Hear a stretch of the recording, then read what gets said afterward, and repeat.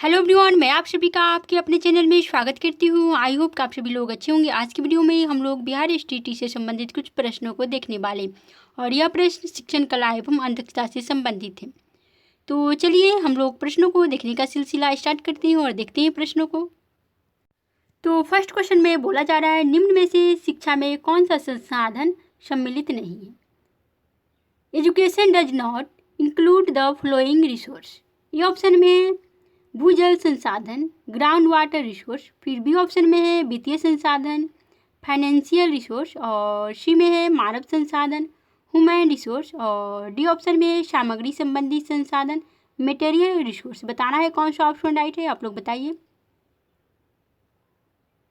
Question में है वो पूछा जा रहा है, निम्न में से शिक्षा में कौन सा संसाधन सम्मिलित नहीं है? यहाँ पे नहीं है, तो ये ऑप्शन राइट होगा भूजल संसाधन। ग्राउंड वाटर रिसोर्स जो है शिक्षा संसाधन में सम्मिलित नहीं है, तो ये ऑप्शन राइट होगा। बी में बोला जा रहा है वित्तीय संसाधन, फाइनेंशियल रिसोर्स, तो ये शिक्षा संसाधन में सम्मिलित है। फिर सी में है मानव संसाधन, तो ये भी शिक्षा संसाधन के तंत्र में सम्मिलित है। फिर डी में है सामग्री संबंधी संसाधन, तो ये भी शिक्षा संसाधन में सम्मिलित है। तो इसलिए ये ऑप्शन राइट होगा, क्योंकि ये ऑप्शन में है भूजल संसाधन जो कि शिक्षा तंत्र में सम्मिलित नहीं है। अब हम लोग आगे की ओर बढ़ते हैं और देखते हैं नेक्स्ट क्वेश्चन नंबर सेकेंड को देखेंगे। क्वेश्चन नंबर सेकेंड में कहा जा रहा है, राष्ट्रीय उपलब्धि सर्वेक्षण के संदर्भ में कौन सा विकल्प सत्य है? Which option is true in the context of National Achievement Survey? तो ये ऑप्शन में बोला जा रहा है देश के माध्यमिक स्तर के बच्चों का ऑनलाइन मूल्यांकन पोर्टल। फिर बी में बोला जा रहा है विद्यालयों में शिक्षा के स्तर का पता लगाने के लिए मानव संसाधन एवं विकास मंत्रालय द्वारा आयोजित एक राष्ट्रीय कार्यक्रम। फिर सी में बोला जा रहा है राष्ट्रीय प्रतिभा खोज और मेधा छात्रवृत्ति से जुड़ा कार्यक्रम।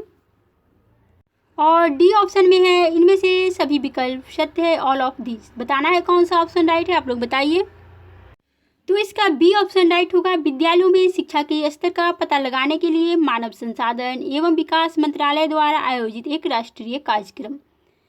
क्वेश्चन में पूछा जा रहा है राष्ट्रीय उपलब्धि सर्वेक्षण के संदर्भ में कौन सा विकल्प सत्य है? तो विद्यालयों में शिक्षा के स्तर का पता लगाने के लिए मानव संसाधन एवं विकास मंत्रालय द्वारा आयोजित एक राष्ट्रीय कार्यक्रम राष्ट्रीय उपलब्धि सर्वेक्षण के संदर्भ में सत्य है। अब हम लोग आगे की ओर बढ़ते हैं और देखते हैं नेक्स्ट क्वेश्चन नंबर थर्ड को देखेंगे। तो क्वेश्चन नंबर थर्ड में कहा जा रहा है राष्ट्रीय शिक्षा दिवस किसकी स्मृति में मनाया जाता है? Education day is celebrated in whose memory. तो ए में है जाकिर हुसैन, बी में है डॉक्टर राधाकृष्णन, फिर सी में है स्वामी विवेकानंद, और डी ऑप्शन में है मौलाना अबुल कलाम आज़ाद। तो आप लोग बताइए कौन सा ऑप्शन राइट होगा? राष्ट्रीय शिक्षा दिवस किसकी स्मृति में मनाया जाता है? तो डी ऑप्शन राइट होगा, मौलाना अबुल कलाम आज़ाद की स्मृति में जो है राष्ट्रीय शिक्षा दिवस मनाया जाता है। 11 नवंबर को जो है 11 नवंबर को राष्ट्रीय शिक्षा दिवस मनाया जाता है। तो 11 नवंबर को जो है मौलाना अबुल कलाम आज़ाद की जन्म दिवस के अवसर पर जो है राष्ट्रीय शिक्षा दिवस मनाया जाता है।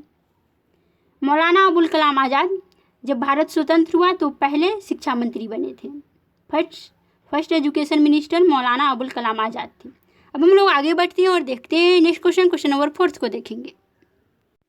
क्वेश्चन नंबर फोर्थ में बोला जा रहा है ऑपरेशन ब्लैक बोर्ड कार्यक्रम कब शुरू हुआ? जो ऑपरेशन ब्लैक बोर्ड कार्यक्रम था वह कब शुरू हुआ? When did the operation blackboard program begin? ए में है 1986, बी में है 1987, सी में है 1992 और डी में है 1996। बताना है कौन सा ऑप्शन राइट होगा? तो इसका ए ऑप्शन राइट होगा 1986। ऑपरेशन ब्लैक बोर्ड कार्यक्रम जो है 1986 में शुरू हुआ। अब हम लोग आगे की ओर बढ़ते हैं और देखते हैं नेक्स्ट क्वेश्चन नंबर 5 को देखेंगे। क्वेश्चन नंबर 5 में बोला जा रहा है इनमें से कौन समझे सीखे कार्यक्रम के 20 सूचकों में नहीं है? ए में है विद्यालय समय से शुरू एवं बंद हो, school start and close on time, फिर बी में है कक्षा 1 के लिए विशिष्ट रूप से निर्धारित पूर्णकालिक शिक्षक, फिर सी में है बच्चों का सिर्फ लिखित आकलन, only right and assessment of children, फिर डी में है अंतिम घंटी में खेल कूद कला एवं सांस्कृतिक गतिविधि। बताना है कौन सा ऑप्शन राइट होगा? तो इसका सी ऑप्शन राइट होगा, बच्चों का सिर्फ लिखित आकलन, only written assessment of children, क्योंकि क्वेश्चन में पूछा जा रहा है इनमें से कौन समझे सीखे कार्यक्रम के 20 सूचकों में नहीं है। तो सी ऑप्शन राइट होगा, बच्चों का सिर्फ लिखित आकलन जो है वह कार्यक्रम जो है समझे सीखे कार्यक्रम के 20 सूचकों में नहीं है। सिर्फ बच्चों को लिखित आकलन कराया जाए ये तो सही नहीं है, तो क्वेश्चन के अनुसार इसलिए सी ऑप्शन राइट होगा, परंतु ऐसे देखेंगे तो समझे सीखे के अनुसार ये सम्मिलित नहीं है।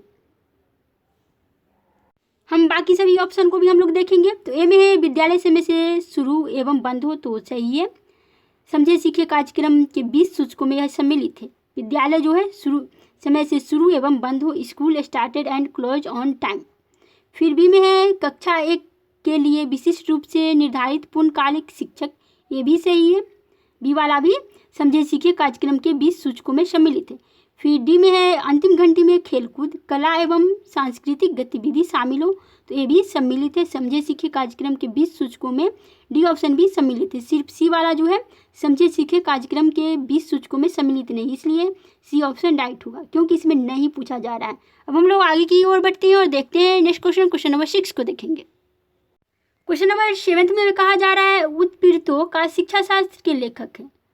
उत्पीड़ित जो वर्ग है उसके शिक्षा शास्त्र के लेखक हैं कौन है? ये में है फ्रेडरिक फ्रोबेल, यानी फ्रेडरिक फ्रोबेल, इसमें थोड़ा सा टाइपिंग में मिस्टेक है। फिर बी में है फ्रांसिस बेकन, और सी में पॉल फेरे, और डी में है मदन मोहन मालवीय। कौन सा ऑप्शन राइट होगा? तो इसका सी ऑप्शन राइट होगा, पॉल फेरे। उत्पीड़ितों का शिक्षा शास्त्र के लेखक है पॉल फेरे, सी ऑप्शन राइट है। अब हम लोग आगे की ओर बढ़ते हैं और देखते हैं नेक्स्ट क्वेश्चन, क्वेश्चन नंबर 8 को देखेंगे। क्वेश्चन नंबर 8 में पूछा जा रहा है शिक्षक साथी है। ये ऑप्शन है शिक्षण सहयोग संदर्शिका, फिर बी है शिक्षक सहयोग संदर्शिका, फिर सी ऑप्शन में बोला जा रहा है शिक्षकों की समस्याओं के समाधान का गैर सरकारी मंच, फिर डी में है बिहार शिक्षा परियोजना परिषद पटना द्वारा प्रकाशित शैक्षिक पत्रिका। बताना है कौन सा ऑप्शन राइट होगा, आप लोग बताइए 8 का। तो इसका ये ऑप्शन राइट होगा, शिक्षण सहयोग संदर्शिका। क्वेश्चन में पूछा जा रहा है शिक्षक साथी है शिक्षण सहयोग संदर्शिका का। अब हम लोग आगे की ओर बढ़ते हैं और देखते हैं नेक्स्ट क्वेश्चन, क्वेश्चन नंबर 9 को देखेंगे। क्वेश्चन नंबर 9 में कहा जा रहा है भारतीय संविधान के किस भाग में प्रत्येक नागरिक को अपने धर्म के अनुसार शिक्षा देने की अनुमति है? ए में है केंद्र और राज्यों की समवर्ती सूची, फिर बी में है मूल अधिकार, सी में है राज्य सूची स्टेट लिस्ट, और डी में है इनमें से कोई नहीं, नन ऑफ दीज। बताना है कौन सा ऑप्शन राइट होगा। क्वेश्चन में पूछा जा रहा है भारतीय संविधान के किस भाग में प्रत्येक नागरिक को अपने धर्म के अनुसार शिक्षा देने की अनुमति है? अपने धर्म के अनुसार शिक्षा देने की अनुमति है, तो कौन से लिस्ट में होगा? केंद्र और राज्यों की समवर्ती सूची में, यानी concurrent list of centre and the state list में, फिर बी में है मूल अधिकार फंडामेंटल राइट्स में, और सी में है राज्य सूची यानी स्टेट लिस्ट में, और डी में है इनमें से कोई नहीं, नन ऑफ दीज। बताना है कौन सा ऑप्शन राइट होगा, आप लोग बताइए 9 का। तो 9 का बी ऑप्शन राइट होगा, मूल अधिकार में। फंडामेंटल राइट्स में जो है भारतीय संविधान के नागरिक को अपने धर्म के अनुसार शिक्षा देने की अनुमति है, तो किस भाग में है? तो मूल अधिकार में। भारतीय संविधान के मूल अधिकार में प्रत्येक नागरिक को अपने धर्म के अनुसार शिक्षा देने की अनुमति है। अब हम लोग आगे की ओर बढ़ते हैं और देखते हैं नेक्स्ट क्वेश्चन, क्वेश्चन नंबर 10 को। क्वेश्चन नंबर 10 आज की वीडियो का लास्ट क्वेश्चन होगा, इसके बाद हम लोग फिर नेक्स्ट वीडियो में मिलेंगे, कल मिलेंगे। क्वेश्चन नंबर 10 में कहा जा रहा है ब्लूम की टेक्सोनॉमी के संदर्भ में कौन सा विकल्प असत्य है? असत्य बताना है।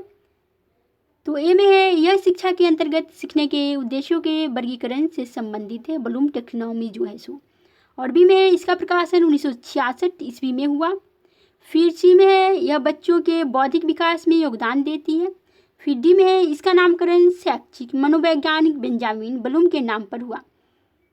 तो कौन सा ऑप्शन राइट होगा, आप लोग बताइए। तो इसका बी ऑप्शन राइट होगा, इसका प्रकाशन 1966 ईस्वी में नहीं हुआ, बल्कि 1956 ईस्वी में ब्लूम टेक्सोनॉमी आया। तो ब्लूम टेक्सोनॉमी कब आया? तो 1956 ईस्वी में। इसका प्रकाशन 1966 में नहीं बल्कि 1956 में हुआ, क्योंकि क्वेश्चन में बोला जा रहा है कि ब्लूम की टेक्सोनॉमी के संदर्भ में कौन सा विकल्प असत्य है, असत्य पूछा जा रहा है। तो बी ऑप्शन राइट होगा, इसका प्रकाशन जो है 1966 में नहीं बल्कि 1956 में हुआ था। तो ए ऑप्शन में कहा जा रहा था यह शिक्षा के अंतर्गत सीखने के उद्देश्यों के वर्गीकरण से संबंधित है, सही है। ब्लूम टेक्सोनॉमी के अंतर्गत आया, ये ऑप्शन। फिर बी में है, यह बच्चों के बौद्धिक विकास में योगदान देती है ब्लूम टेक्सोनॉमी, सही है सी ऑप्शन में। फिर डी में है, इसका नामकरण शैक्षिक मनोवैज्ञानिक बेंजामिन ब्लूम के नाम पर हुआ, ये भी सही है। तो डी ऑप्शन भी सही है, लेकिन क्वेश्चन के अनुसार बी ऑप्शन राइट हुआ, क्योंकि इसका प्रकाशन 1966 में नहीं 1956 में हुआ। तो इस वीडियो में इतना ही, फिर मिलेंगे नेक्स्ट वीडियो में।